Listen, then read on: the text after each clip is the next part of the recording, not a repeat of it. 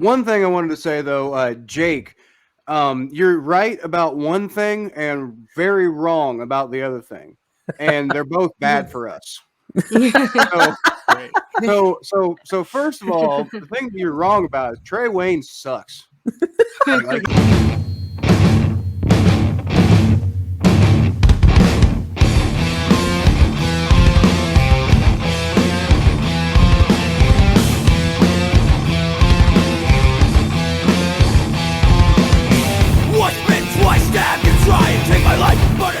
All right, guys, you've both done this main event game with us. We just asked a couple of questions.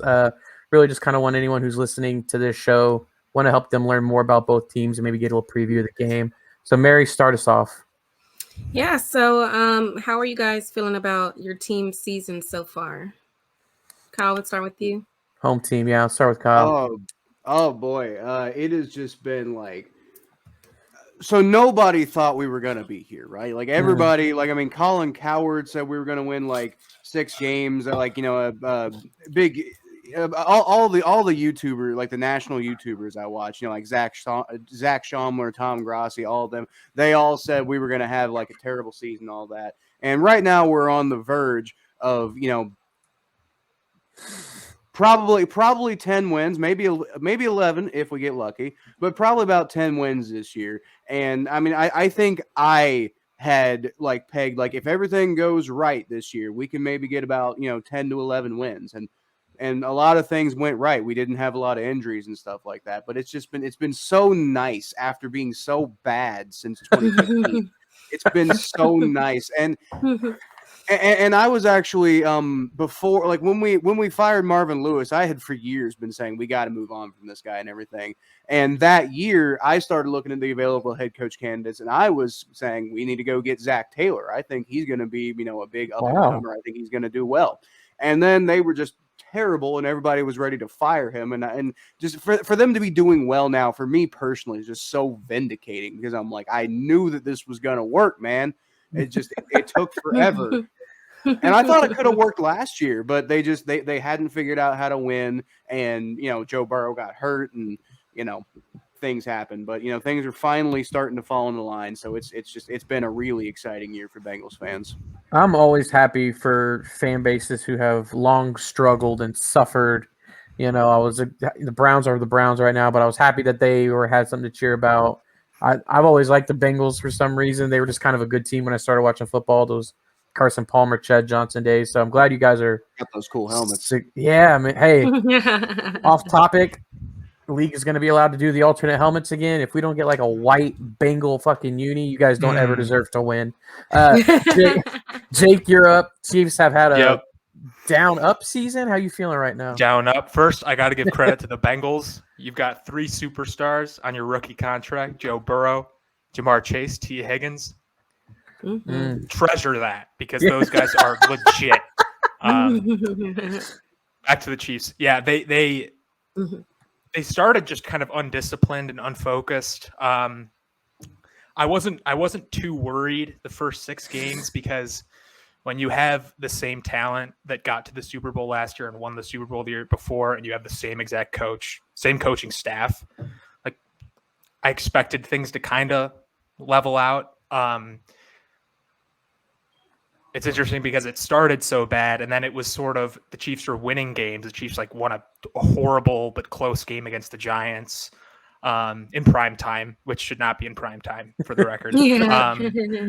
I thought the same thing. Like a game against the Eagles, and I they were stacking up wins, and I was like, okay, well, they're technically doing well, but the ceiling on this team is way lower than I expected it to be.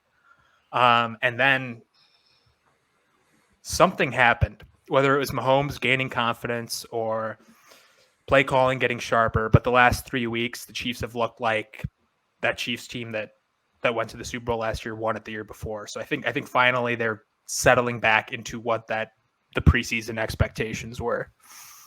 Yeah, Mary and I have been talking on the episode about the playoffs really, and I think the Chiefs right now, as far as the AFC goes, they got to be back to be considered the favorites. I mean, they look great on both sides of the ball. And let's talk about both sides of the ball. This is kind of a different question than we normally ask. And Jake, I'm going to go back to you. Your offense against the Bengals defense. Do you like that matchup? Do you think it favors your team? And maybe what are some spots that concern you?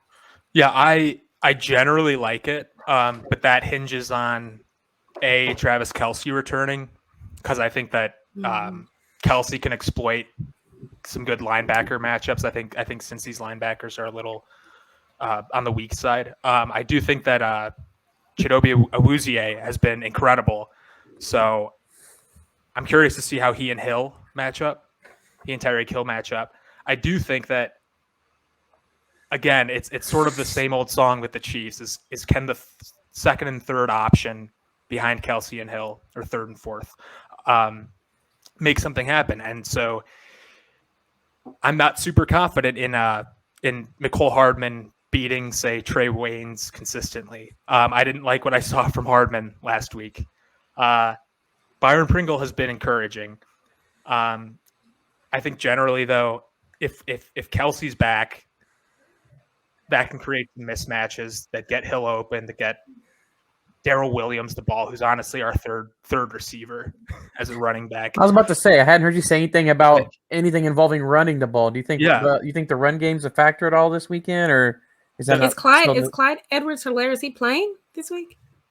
It doesn't sound like he's playing, but it also doesn't sound like the injury is as bad as it sounded. I mean, to be honest, I think Darrell Williams has been as good, if not better, especially in the receiving role. So I don't talk about the running game, because it's kind of like, does Andy Reid want to run the ball? It's Andy Reid offense. He doesn't seem to want to. So, but the way that the Chiefs have been run blocking, which has been great year long, I do think that pounding Darrell Williams and then Frank Gore, no relation to Derek, is would be a good way to do things. So yeah, in terms of the offense versus defense, I'm not too concerned. I just really want Kelce in the game. Nice. Okay. Yeah. Kyle, I'll give you a quick chance to maybe retort to anything he said about as far as your defense versus their offense, but I mostly want you to talk about how you think that electric Bengals offense matches up against this tough Chiefs defense. All right. So I'll get to that real quick. One thing I wanted to say though, Jake, you're right about one thing and very wrong about the other thing, and they're both bad for us. So first of all, the thing that you're wrong about is Trey Waynes sucks. Like, he's just terrible. He's just terrible. Like, I mean, we signed him last year, this big, huge contract, didn't play a single game. Came in this year, he's played like one or two games, and the couple of games he was all right against the Jaguars, but he was terrible the last time we saw him. And it feels like this dude's stealing money. So I mean, if you guys got anybody who can, like, the one thing is, I haven't seen it yet, but I hear he's good against the pass. They're not against the pass. He's good against the run. My bad. You'd hope he's good against the pass, but he's not. He's allegedly good against the run. So maybe he can do something like that. But if it comes down to covering a receiver with any kind of talent, then no, he's not going to do that. He's not going to do that. But Eli Apple has been coming on lately, despite being just like this awful, horrible bust. He's been actually doing really well for us the last few weeks. And you mentioned Chidobe Awuzie. He's been insane. He really, he should have made the Pro Bowl. But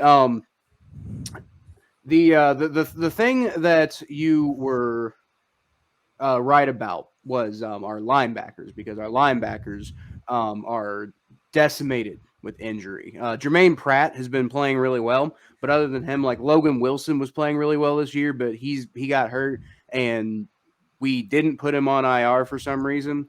Like, I thought they thought he was going to come back for, like, the Ravens game, so they didn't want to, like, put him on like a 3-week IR thing, but he still hasn't come back, and I don't even know if he's going to play this week against the Chiefs, so we have no idea what's going on there. Akeem Davis-Gaither, who's our best linebacker in coverage, has been on IR for like half the season.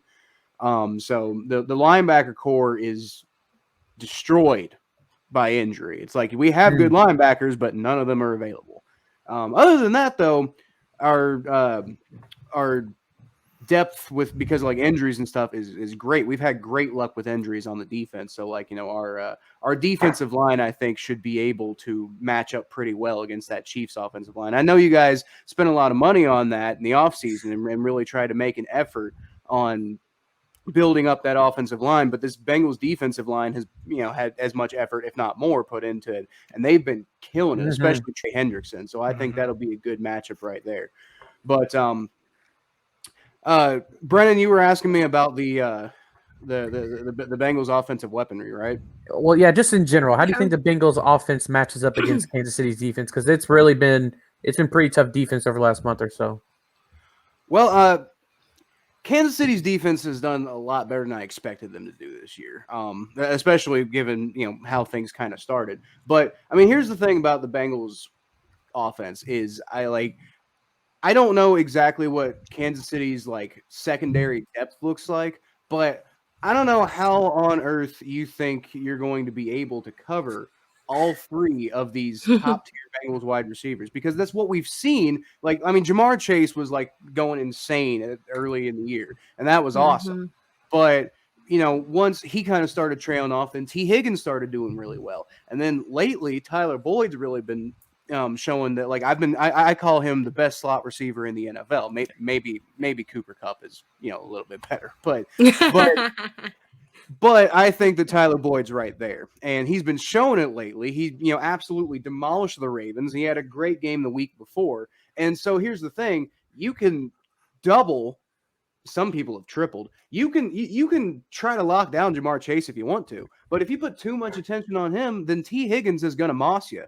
And if you somehow shut both of them down, then Tyler Boyd's going to kill you. So and then there's Joe Mixon, and he's having a Pro Bowl year. He actually got to the Pro Bowl, and then CJ Uzama, our tight end, has been really coming on this year. I mean, he's no Travis Kelce, which, by the way, that's how the Chiefs are probably going to destroy us. By the way, is Travis Kelce. We are terrible against tight ends on defense. So, but the Chiefs win the tight end matchup for sure. But CJ Uzama is still super underrated tight end who I think is going to make a pretty big impact. I mean, if you find some way to shut down all three of those top wide receivers, you still got to deal with Uzama, and you still got to deal with Mixon and Chris Evans. Actually, he's back. Jake, do you got a strategy for that? Just I'll give you a quick chance to kind of respond to that. Do you think the Chiefs' defense is in trouble against all those weapons? I think on a lineup versus lineup basis, they're absolutely in trouble.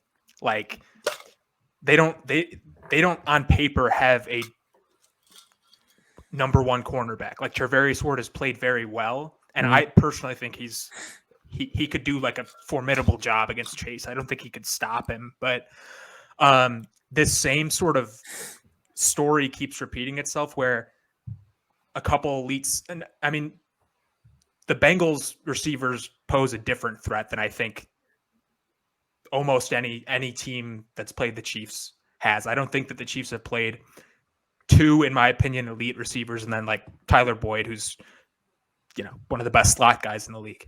But time after time, the Chiefs, for some reason, they don't stop those elite options, but it's that old bend don't break. They'll allow maybe one explosive touchdown or a couple big receptions, but on a situational basis, just on they'll get enough on third down, enough stops on third down. They'll maybe get a turnover, and the game narrative kind of flips where it's almost confusing to talk about because it doesn't quite make sense. Because no, the Chiefs absolutely should not be able to defend these three receivers, and then throw in Joe Mixon there too, and that should be recipe for disaster. But Steve Spagnuolo has shown that he can divvy up these creative blitzes while minimizing minimizing what his corners have to do. So the answer is I'm absolutely scared for this matchup, but history tells me maybe I shouldn't be as scared as I am. One of you, I've been talking to you both for the last couple of days. Which one of you said this was an AFC Championship game preview? Was that? I think. Was that you, Jay? Me. Yeah. I like that. Yeah. I'm pulling for that. Let's move on though, Mary. What's the next question we got for him? Yeah, so both of you mentioned, a lot of the weapons you have. So that brings us to this next question. Sneaky X factor, somebody we might not be thinking of, whether it's on offense or defense, that could help your team win. Kyle, let's start with you. Sneaky X factor. Well, I mentioned CJ Uzama. I think, like I said, I think if you somehow find a way to shut down all of the elite weapons that the Bengals have, Joe Burrow's totally fine with throwing it to CJ Uzama and having him make 10, 20, 30-yard catches and winning games at the end of the game. Just from random plays that they haven't they've only run once in practice before. As CJ Uzama is one of the best tight ends that I've seen from the Bengals at just making unscripted, interesting plays kind of happen. And he's not the most athletic. He's not the most, insane in that realm at all. But he is really clutch. And he kind of reminds me a lot of their connection. He was actually got Joe Burrow's first touchdown pass in the NFL. And their connection kind of reminds me of the connection that Joe Burrow had with Thaddeus Moss at LSU, and they have kind of like the one or two times that they had the opportunity to show that in the NFL in the preseason, they were Joe Burrow and Thad Moss, connected on a couple passes here and there, but CJ Uzama has been the new Thad Moss in the NFL. So I think on offense, it's probably CJ Uzama is going to be the sneaky X factor. And then, I mentioned him earlier on defense, Eli Apple. I think, he's been everybody overlooks him. Everybody throws his way, which might actually be a good thing because I think he's been training. I can't hear his name and not chuckle. It's just Eli Apple. If you've watched the Battle of Ohio podcast or watched my YouTube channel, you would know that I, for weeks, for half of the season, was just my catchphrase was Eli Apple is a liability. For weeks, I was talking so much trash about this dude, but he's come on so strong lately, and he's actually a big part of the reason why we've been winning games and in some of these games. He's been playing excellent coverage, and I just gotta give all the credit in the world to him. All right, Jake, same question to you. Yeah, defense, it's got to be Nick Bolton for me. He was activated off the COVID list yesterday or today, so I'm assuming he'll be good to go, but we'll see there. But he's essential because, like Kyle said, the Bengals have 4 viable, scary receiving threats. Nick Bolton's the best run defender on the Chiefs. Willie Gay, the other Chiefs linebacker, is probably going to be in coverage a lot, probably on Uzama. And Nick Bolton is going to be tasked with cleaning up, stopping Mixon from going farther than 5 yards, because all of those resources in the secondary are going to be devoted to Mr. 525-yard Joe Burrow.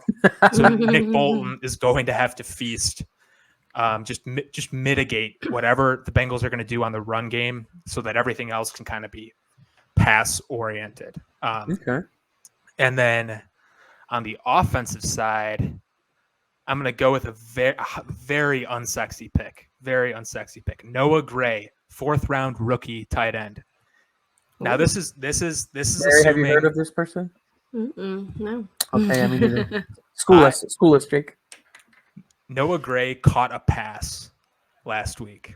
Ooh. And I went crazy because Kelsey was out. And I know I talked about my Hardman issues earlier. Hardman ran a couple routes where he just stopped running, and like Mahomes threw the ball and was just yelling at him. So just quickly, the Trey Waynes point, Trey Waynes is not good.